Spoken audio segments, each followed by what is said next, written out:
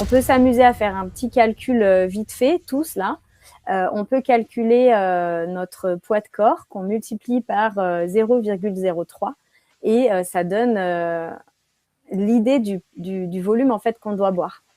Finalement, on croit quand on boit de la tisane, voilà, des eaux un peu aromatisées, etc., on croit qu'on boit de l'eau, mais non, pour notre corps, ce n'est pas considéré vraiment comme de l'eau et ça va pas forcément nous hydrater, ça va partir finalement plus dans un processus de digestion comme les aliments, Exactement.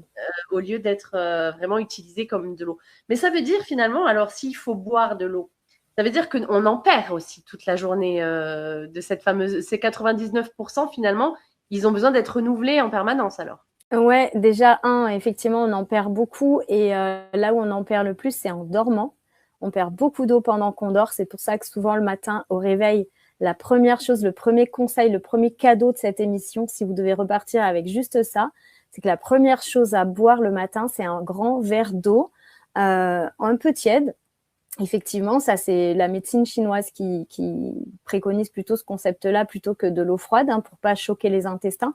Mais déjà, de s'hydrater et de pas commencer la journée avec un café qui est hyper acidifiant, hyper oxydant.